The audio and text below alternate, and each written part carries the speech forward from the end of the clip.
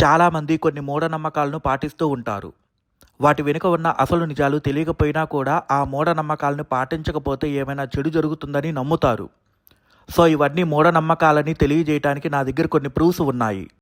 నల్లపిల్లి ఎదురైతే చెడు జరిగిద్దని పూర్వకాలంలో రాత్రి వేళల్లో ప్రజలు అడవుల్లో ప్రయాణించేటప్పుడు ఎడ్ల బండ్లకి కిరోసిన్ ల్యాంపు పెట్టుకొని ప్రయాణించేవాళ్ళు.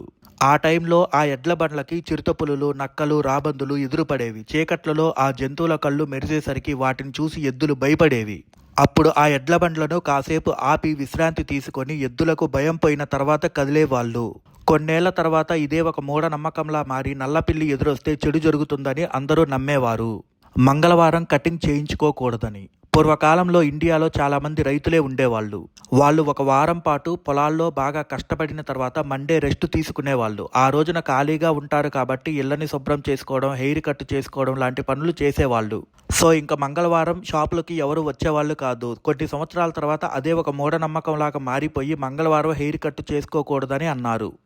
గొడుగుని ఇంటి లోపల తెరవద్దని మన పెద్దవాళ్ళు అంటారు. దీనికి ఒక సెన్సిబుల్ రీజన్ ఉంది. గొడుగులో హార్డ్ మెటల్ స్పోక్స్, గట్టి స్ప్రింగ్స్తో తయారు చేయబడ్డాయి.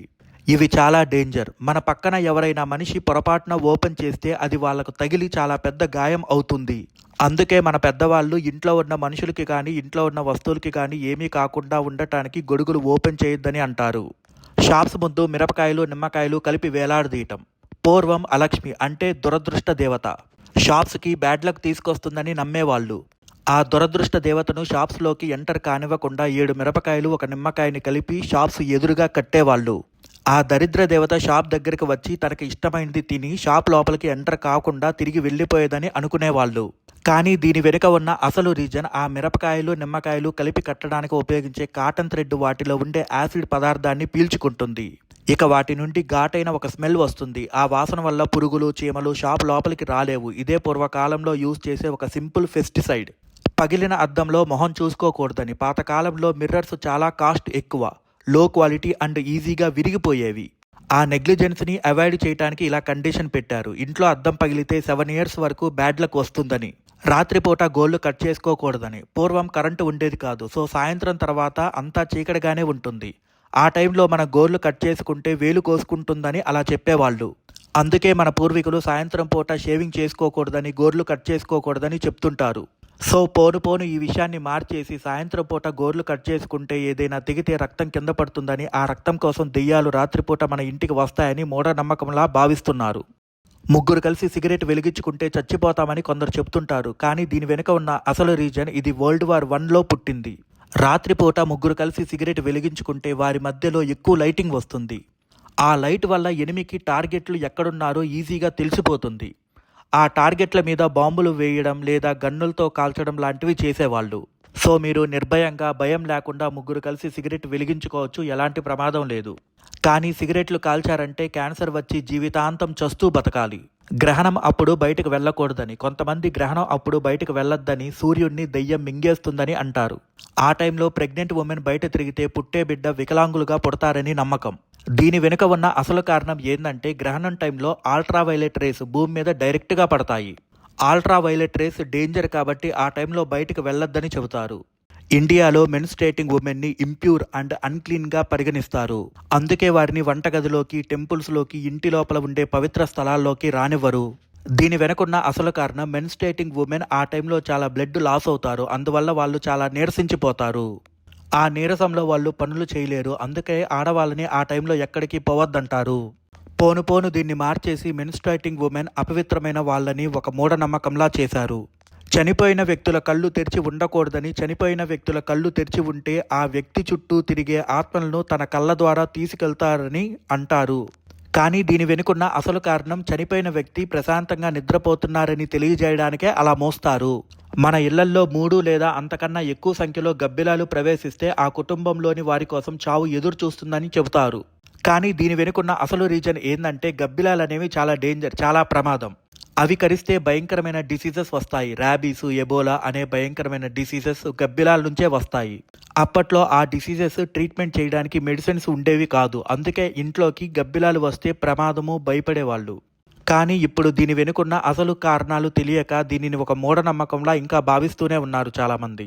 మన మీద బల్లి పడితే బ్యాడ్ లక్ అని, మనిషి మీద బల్లి పడితే బ్యాడ్ లక్ అని కొంతమంది చెబుతారు. కానీ దీని వెనుకున్న అసలు కారణాలు బల్లులు విషప్రాణులు తమ శత్రువుల నుండి తమను తాము రక్షించుకోవడానికి తమ శరీరం నుండి విషాన్ని విడుదల చేస్తాయి. అందువల్ల బల్లులు మనుషుల మీద పడినా పాలల్లో పడినా కలుషితం అవుతాయని అంటారు. 13 అన్లక్కీ నెంబర్ అని, చాలామంది 13 అన్లక్కీ నెంబర్ అని అంటారు. మూఢనమ్మకస్తులు నెంబర్ 13ని బ్యాడ్ లక్గా ఫీల్ అవుతుంటారు. అందుకే చాలా కంపెనీలు, మ్యానుఫ్యాక్చరర్స్ నెంబర్ 13ని అవాయిడ్ చేయడానికి వేరే లేబులింగ్ పద్ధతుల్ని వాడుతుంటారు.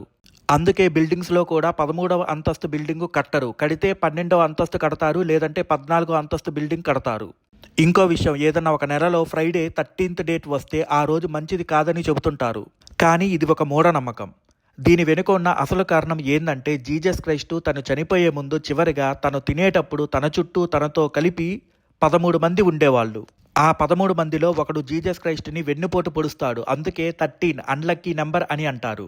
ఆ సంఘటన 13 ఫ్రైడే రోజు జరిగింది. ఆ రోజే జీసస్ క్రైస్ట్ కూడా చనిపోయాడు. ఈ విషయం తెలియక చాలామంది దీన్ని ఒక మూఢనమ్మకంగా భావిస్తున్నారు. మనం దువ్వుకునేటప్పుడు జుట్టు రాలడం సహజం. ఆ రాలిన జుట్టుని బయట డస్ట్బిన్లో పడేయకుండా ఇంట్లోనే ఉంచితే ఆ ఇంట్లో గొడవలు జరుగుతాయని అంటుంటారు. కానీ ఇది ఒక మూఢనమ్మకం. దీని వెనుకున్న అసలు కారణాలు ఏంటంటే, ఆ రాలిన జుట్టు ఇంట్లో అలాగే ఉంటే అది గాలికి ఎగిరి మనం తినే అన్నంలో పడుతుందని. అందుకనే రాలిన జుట్టుని జాగ్రత్తగా బయట డస్ట్బిన్లో పడేయమంటారు. మన ఎడమ కన్ను అదిరితే ఏదైనా మంచి లేదా చెడు జరుగుతుందని అంటారు. మంచి లేదా చెడు అనేది జెండర్స్ లేదా మనం ఫాలో అయ్యే కల్చర్ మీద డిపెండ్ అయి ఉంటుంది. కళ్ళు అదిరితే చెడు జరుగుతుంది లేదంటే మంచి జరుగుతుంది అనేది ఒక మూఢనమ్మకం. కళ్ళు అదడం అనేది ఒక నార్మల్ విషయం. కళ్ళు లోపల ఉండే కొన్ని మెకానిజమ్స్ వల్ల అప్పుడప్పుడు కళ్ళు అదురుతుంటాయి. ఈ విషయం డాక్టర్స్ని అడిగితే వాళ్ళు చెప్తారు. సో కళ్ళు అదిరితే ఏమైనా జరిగిద్దేమో అన్నది ఒక పెద్ద మూఢనమ్మకం. ఫంక్షన్స్ అప్పుడు డబ్బులు చదివించడం, మ్యారేజ్ ఫంక్షన్స్ అప్పుడు లేదంటే స్పెషల్ ఫంక్షన్స్ అప్పుడు మీరు డబ్బులు చదివిస్తుంటారు. 116లని 1000 చదివిపిస్తుంటారు. అలా చదివిస్తే మంచిదని చెబుతారు. ఎందుకంటే ఫర్ సపోజ్ 100 ఉందనుకోండి, అది 0లో ఎండ్ అవుతుంది. ఇది రౌండ్ ఫిగర్, దీనికి కంటిన్యూటీ ఉండదు. ఇది ఎండింగ్కి ఒక గుర్తు. న్యూలీ మ్యారీడ్ కపుల్కి ఇలా రౌండ్ ఫిగర్లో డబ్బులు చెల్లిస్తే వాళ్ళ లైఫ్ కూడా ఇలా ఎండ్ అయిపోతుందని, అలా కాస్త ఆడ్ నెంబర్స్ కలిగిన మనీ ఇచ్చామంటే వాళ్ళ లైఫ్ కంటిన్యూటీ ఉంటుందని అలా డబ్బులు చదివిపిస్తుంటారు. నిచ్చెన కింద నడవకూడదని, నిచ్చెన కింద నడిస్తే చెడు జరిగిద్దని చాలామంది చెబుతారు. కానీ దాని వెనుకున్న అసలు కారణం ఏంటంటే, నిచ్చెన కింద నడవటం అంత మంచిది కాదు. సేఫ్టీ కూడా చాలా తక్కువ. ఏ క్షణంలో అయినా అది మీద పడవచ్చు. అందుకనే మన పెద్దవాళ్ళు నిచ్చెన కింద నడవద్దని చెబుతారు. కాకులు మన పూర్వీకులని, శనిదేవునికి కాకి ఒక వాహనం అని అంటారు. మన పూర్వీకులకి మనం అప్పున్నామని, వాళ్ళు కాకులుగా ఉన్నారని, కాకులకి అన్నం పెడితే అది మన పూర్వీకులకి పెట్టినట్లే అని చెబుతారు. కానీ దీని వెనుక ఒక చిన్న కథ ఉంది. జయంతుడు ఇంద్రుడికి కొడుకు. ఒకరోజు జయంతుడు కాకి రూపంలో వచ్చి సీతకు గాయం చేశాడు. అప్పుడు రాముడు ఊరుకుంటాడా? జయంతునికి బాణం వేసి తన కంటికి గాయం చేశాడు. జయంతుడు తన తప్పుని తెలుసుకొని క్షమించమని రాముణ్ణి అడిగాడు. అప్పుడు రాముడు తనని క్షమించి కాకులకు పెట్టే అన్నం పూర్వీకులకి చేరుతుందని దీవించాడు. అందుకే కాకులకు అన్నం పెడితే అది మన పూర్వీకులకి చెందుతుందని చెబుతారు. సాయంత్రం పూట ఇల్లు ఊడవకూడదని, సూర్యుడు అస్తమించిన తర్వాత ఇల్లుని ఊడిస్తే లక్ష్మీదేవి మన ఇంటి నుండి వెళ్ళిపోతుందని కొందరు అంటుంటారు. కానీ నిజమైన కారణం చెప్పాలంటే, పూర్వకాలంలో కరెంటు ఉండేది కాదు. సూర్యాస్తమం అయిన తర్వాత అంతా చీకటిగా ఉంటుంది. ఒక చిన్న లైట్ సహాయంతో ఇంట్లో ఎక్కడైనా పడి ఉన్న బంగారు ఆభరణాలని గుర్తించలేము. సో అవి కనపడక డస్ట్తో పాటు చిమ్మేస్తారేమో అని, అందుకే సన్సెట్ తర్వాత ఇల్లు ఊడ్చకూడదని చెబుతారు. దేవుడి ముందు జంతువులను బలివ్వడం, అప్పట్లో ఏ రీజన్ లేకుండా ఒక ప్రాణిని చంపి తినలేం కాబట్టి అలా దేవుడి పేరు చెప్పి వాటిని చంపి తింటుంటారు. సో ఫ్రెండ్స్, మన బ్రెయిన్లో ఒక వీక్ పాయింట్ ఉంటుంది. ఎవరైనా ఏదైనా చెప్పి అది ఫాలో అవ్వకపోతే చెడు జరుగుతుందని చెప్తే చాలు, మన బ్రెయిన్లో ఉండే ఆ వీక్ పార్ట్ దాన్ని గట్టిగా గుర్తుంచుకుంటుంది. అసలు కారణం తెలిసినప్పుడే మన బ్రెయిన్లో ఉండే వీక్ పార్ట్ ఫ్రీ అవుతుంది. సో మన నాలెడ్జ్ పెరిగే కొద్దీ మన బ్రెయిన్లో ఉండే వీక్ పార్ట్ స్ట్రాంగ్ అవ్వడం మొదలు పెడుతుంది. మూఢనమ్మకాలను వదిలేయాలంటే మీ బ్రెయిన్లో ఉన్న భయం అనే వర్డ్ తొలగించాలి. భయం అనేది నిజం కాదు, అది మీ ఆలోచన ద్వారా క్రియేట్ చేసిన ఒక వస్తువు.